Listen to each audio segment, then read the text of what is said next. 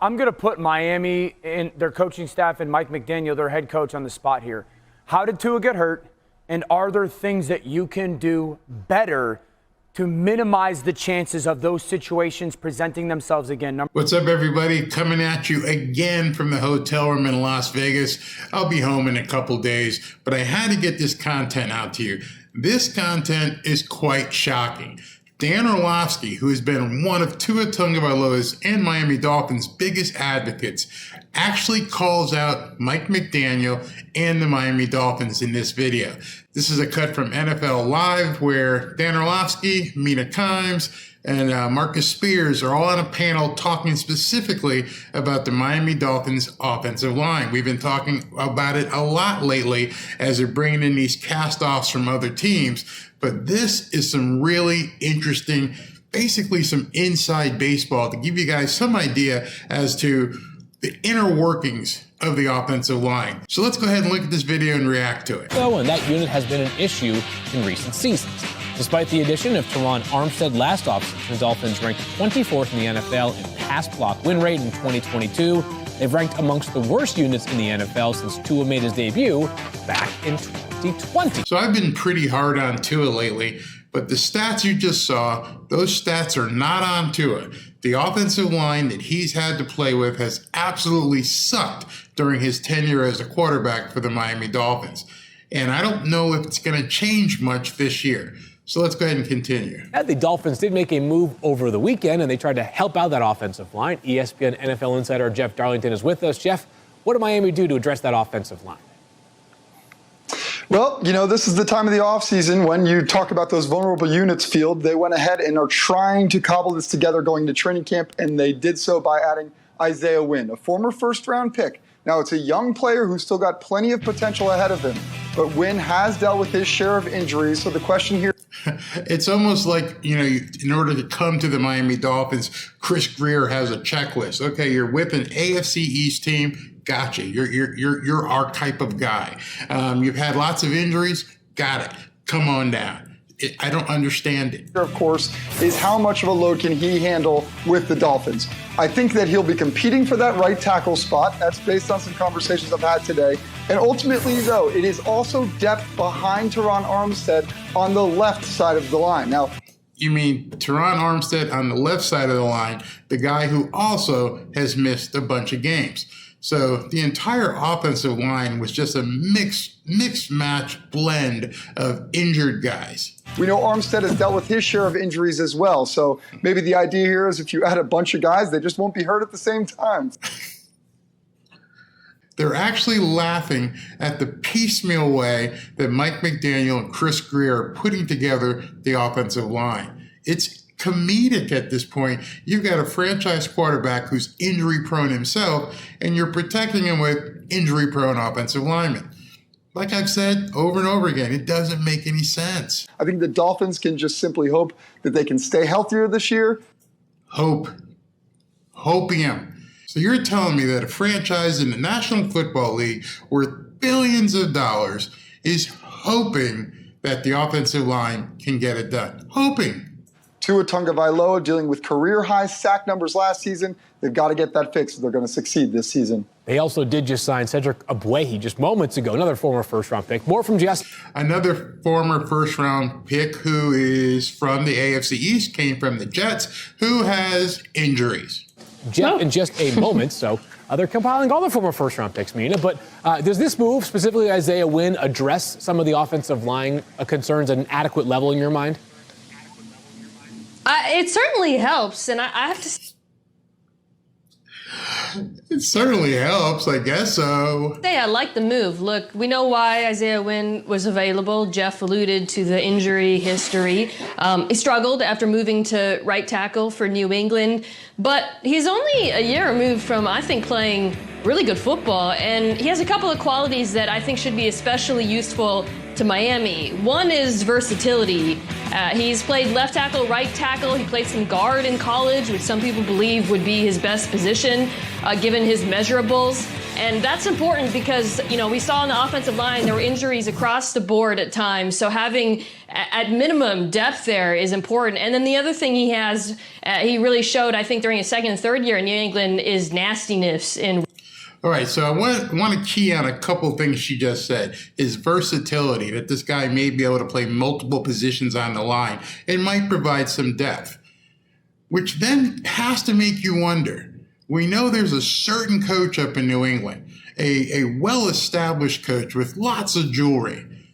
He didn't think that this guy was capable of blocking for Mac Jones.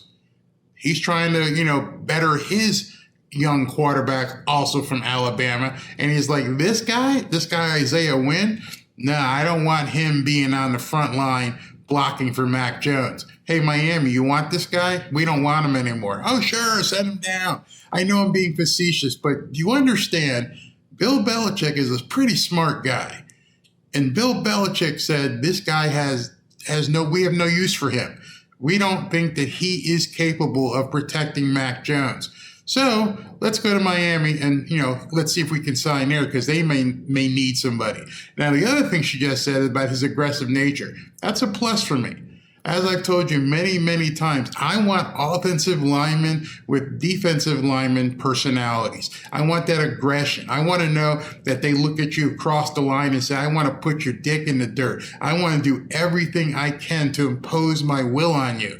That's the kind of attitude I love to see in an offensive lineman. Run blocking, and we all want Miami to have a better rushing attack. I think if he were to be in the mix, he could help on that front as well. Yeah, I'm going to put my... All right, so Tua fans, Dolphins fans, the blind loyalists, the blood oathers, this segment with Dan Orlovsky, you may want to turn off because he's about to call out Tua and the Miami coaching staff. Very interesting what he says here. Miami and their coaching staff and Mike McDaniel, their head coach, on the spot here. How did Tua get hurt? And are there things that you can do better to minimize the chances of those situations presenting themselves again? So you remember the movie with Will Smith, and it was a pursuit of happiness. And there were two questions that he asked the guy in real life, the real guy, Mr. Gardner. He said he saw a guy with a Ferrari and he goes, what do you do and how do you do it? Because in order for me to emulate you, I have to know the answer to those two questions. Dan Orlovsky just posed two great questions. In order to fix what was broken last year with the Miami Dolphins, especially with the offensive line and Tua's decision-making, you have to admit and see that there's a problem. So now he's going to show you really quickly, and I'm going to try and pause, what the problems were with the Miami Dolphins offensive line last year. One, your tackles in shotgun, okay? This is silent cadence at home. All right, silent cadence, meaning Tua is not behind the line of scrimmage going, hut, hut, hut, hut. There's either a clap or there's some signal for the snap to be given back to him. Understand, you got 5 guys up front who have to know the signal when to engage in their block. The silent cadence seemed to throw these guys off badly, especially early in the year. So did they address that with Butch Barry? Check out what he shows you here. That ball gets snapped. The left tackle is... Okay, I want to stop you right there. Right there, Teron Armstead, he's late coming off the ball. His foot didn't move. He didn't get into position. And there's 2 guys coming at him. There's an inside rusher, the linebacker, and then the edge rusher on his outside. If that's Eichenberg, I can't tell, but if Eichenberg is going to go move inside and help the center, and now Teron Armstead is on an island. He's got 2 guys to block, and he doesn't block either one. He completely whiffs on this play. So late to get out to the defensive end, number one. Number two, Look at that. Both of those guys are wide open, and in the back, I think that's Alec Ingold. He completely whiffs on the block too. Look at that Ole block. An Ole block is what we used to, the Bulls, Ole. That's when you turn around and go, Ole, because I completely missed him. So you've got your left tackle and your fullback who both missed critical blocks on that one play. Handle pass protection. This is the play that Tua gets hurt on, okay? So that's the first thing, focusing on those tackles. The second thing, when you go with this hard horizontal play action fake, Their offensive line has to stay on the same plane, like the Saints clip I showed. Those guys are on all different levels. Look at that. Okay, so there were 3 colored circles there, but the guys were staggered. And what they left in between each other was what's called green space, which means a defender, someone who wants to rush in, they're wide open. There's no way you can block them when you have a layered situation like that, because you're not putting up a strong front, and you're leaving so much green space for guys to get in. What happens there, they get split. The second thing, and this is a little bit teaching to Tua, it's not there, bub. Get the ball out of your hands. We took our shot. We lost. Check it down. And that was the horrible injury. This is the play later on the season that... So this is the Green Bay injury. Watch what happens here. Ended the season essentially for Tua. Pull the backside guard and the tight end. This is a sell-it downhill quick hitting play action, not the horizontal one. Ball should come out right now. Right there. This is where people started talking about Tua not being a second or third read quarterback. That's your first read. He's got it highlighted there. That's the guy right out of the box. Boom, hit him. Get the ball right to him. Don't pull it back down. And he didn't throw the ball. Maybe Tua can't see it because all the bodies in the middle of the field. Again, we don't win Tua. Now, Tua has said in the past that he does have a hard time seeing over the offensive lineman. Maybe that's why he doesn't see some of those first quick reads. I don't know, but that's coaching. That's where you have to tell the receivers that Tua can't see you with these big 6'6", 6'7" guys in front of him. You need to find a seam where he can see you. Then you got to coach Tua to understand the same thing. That's why some people were saying that Tua was throwing to a spot that he expected the guy to be, because it's possible Tua never even saw the guy. This is where is your outlet? Don't try to go make something. That's not who you are, okay? Now, understand that when he's not insulting Tua, when he says that's not who you are. Tom Brady was not a running quarterback. He was never going to be confused with Michael Vick. He's never going to be confused with Lamar Jackson. He's not out there to beat you with his legs. He's going to look for his reads, and if those reads aren't there, boom, he's just dunking the ball into the dirt. Not going to take the hit, not going to try to be a hero. He understands what's most important is to run the next play. Tua, for some reason, feels the need to pull it down and thinks he can outplay make the defensive guy. And that's what's got him in a lot of trouble. So people were talking at the end of the year that Green Bay and a few of the teams were taking away Tua's first and second read. And if they took away that first and second read, instead of just throwing the ball in the dirt, he was still looking to see what kind of play could be made. And that's dangerous because you're not that kind of player. Doesn't mean you're bad. Doesn't mean that you're inadequate. You're just not that kind of player. Tua. So, and I really want to drill this home, because that first clip that I showed against Buffalo when he got hurt this year, that was a very similar clip to 2021 when Tua got hurt against the Buffalo Bills. It was 4th and 2. Their tackles in Miami, for some reason, play slow to the snap when they're in shotgun. Okay, understand what he just said there. I mean, really understand what he just said there. He just did some film. And in the quick film that he showed you, he basically gave you a scouting report on how to beat the Miami Dolphins. If Dan Orlovsky was able to put that kind of critique together while he was doing this segment for ESPN, and he probably spent a couple hours looking at it, what do you think a defensive coordinator has done looking at playing the Miami Dolphins? They understand the tackles. They have a problem getting off the ball, especially in shotgun situations, especially with silent counts. The tackles and the guards have a hard time keeping a united front, and they're getting staggered and layered across the field, which to a defensive lineman says, hey, pin your ears back, come after them. They're going to be looking to throw at this play. He just gave you a scouting report that I'm sure some of the teams they faced in the latter part of the season used to their advantage. You can fix that. The second one, that horizontal play action, They got to coach them to stay on the same plane better. They can't give those creases. Marcus knows that. Those guys get on different. And hopefully Butch Barry is looking at the same film that we just saw and is, whoa, we can't have you guys blocking on different planes, leaving all this green space available for defenders just to go flying through. If you can't block on a straight plane, you're toast. Doesn't matter what you coach up Tua. He's not going to be able to get the ball out if you guys are all on different areas of the field trying to block. Not going to happen. Different levels, quarterback's done. Now, third one, maybe you don't do some of that hard sell play action because Tua may not be able to see. And then the last thing, Tua, where's your outlets? Where's your outlets? Where are your outlets? You're not a... Check down Tua. Check down Tua. Accept it. Wear the brand with great pride and say, I'm going to check down if my first read's not there. I'm going to take a couple seconds. You got 3 seconds. I'm going to look. Hopefully that read's there. If it's not, I'm going to look at another read. And then if not, I'm hitting into the back. 3 seconds. That's it. 3 seconds. If I was in practice, I'd say to hell with the jiu-jitsu.